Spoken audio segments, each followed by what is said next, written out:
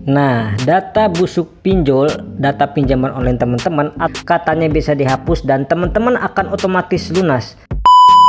Terkait solusi gagal bayar pinjaman online. Nah, ini mungkin hal-hal seperti ini perlu kita perhatikan teman-teman. Siapa yang menyebarkan hoaxnya dan siapa yang menyebarkan informasinya. Apakah itu fakta, apakah itu benar atau enggak. Ini harus kita pelajari dan kita cari tahu ya teman-teman. Kita harus kaji ulang.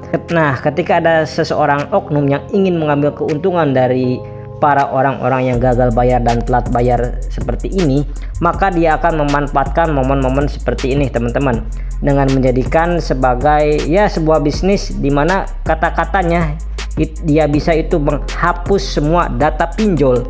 Mungkin dari pinjaman online Akulaku, Kredit Pintar, Kredivo dan lain sebagainya.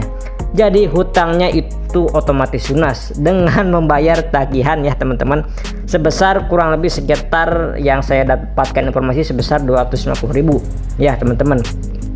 Nah, kalau menurut saya pribadi ini 1000% nggak mungkin ya teman-teman. Kenapa? Ya bisa jadi kan ini cuman modus penipuan aja teman-teman. Ya gimana mungkin, misal nih pinjol itu kan punya database, punya backup server, terus tiba-tiba keuangan kan ada juga divisi finansial dan divisi yang lainnya ya, yang nggak mungkin kan cuman satu orang bisa berperan itu menghapus semua data tersebut di satu perusahaan. Itu nggak sesimpel itu ya teman-teman, dan nggak sesimpel yang teman-teman bayangkan.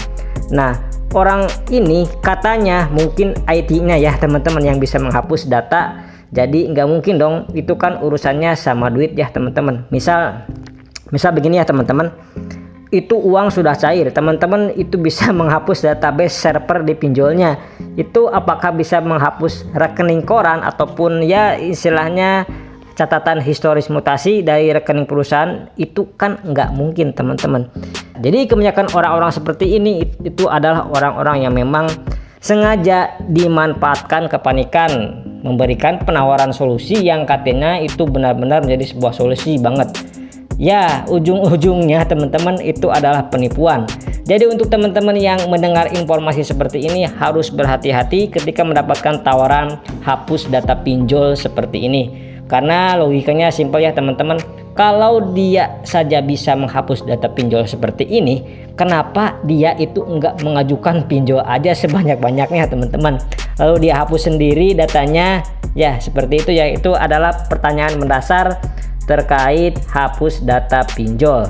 Pernah nggak sih teman-teman itu diancam akan ada 10 orang langsung DC lapangan pinjol yang akan datang ke rumah teman-teman melalui sebuah surat yang terkesan resmi, namun ternyata surat itu sebenarnya akal-akalan dari DC pinjol tersebut. Tujuannya adalah agar memang terlihat resmi dan agar teman-teman mulai mempertimbangkan dan memikirkan. Saya yakin teman-teman juga yang sudah menonton video ini pasti tahu kalau ini adalah merupakan akal-akalan dari DC pinjol tersebut. Dan mungkin jarang banget ya teman-teman ketika DC langsung datang sekaligus 10 orang datang ke rumah teman-teman. Nah, nanti teman-teman harus lihat dulu ya, teman-teman itu galbay itu ditinjau dari mana. Misalkan teman-teman itu galbay di Akulaku, jelas itu pasti ada DC lapangannya. Teman-teman galbay di Kredivo juga itu ada DC lapangannya. Nah, kalau teman-teman galbay di kayak semacam pinjaman online Ada Kami atau Sikas, nah itu kan masih belum terbukti ada DC lapangannya atau tidak. Agak aneh ya teman-teman, padahal kan di pinjolnya itu nggak ada DC, tapi kenapa kok diinformasikan bakal ada DC yang datang ke rumah? Sekali lagi, terlepas dari apapun ancamannya itu, DC pinjaman online itu akan datang kalau memang mereka mempunyai DC lapangannya teman-teman. Kalau enggak, ya itu cuman ancaman belakang aja. Dan enggak kalah penting juga, mau datang berapa puluh orang pun ke rumah teman-teman, selama teman-teman minjamnya di aplikasi pinjaman online legal, maka 1000% teman-teman tetap bakal aman. Solusi, jika teman-teman memang takut DC aneh-aneh dan pikiran teman-teman itu tidak tenang, sediakan aja HP untuk merekam kejadian tersebut. Nah, nanti jika memang ada tindakan yang macam-macam, teman-teman bisa laporkan saja ke OJK. Jadi seperti itu ya teman-teman. Nah, untuk teman-teman yang pernah dikunjungi DC lapangan pinjaman online, silahkan teman-teman bisa sharing-sharing informasinya di kolom komentar.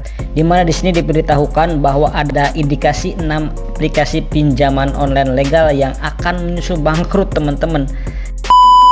Informasi terbaru terkait masalah TKB 90, yaitu sebuah informasi atau laporan yang memang harus dilakukan oleh aplikasi pinjaman online kepada OJK.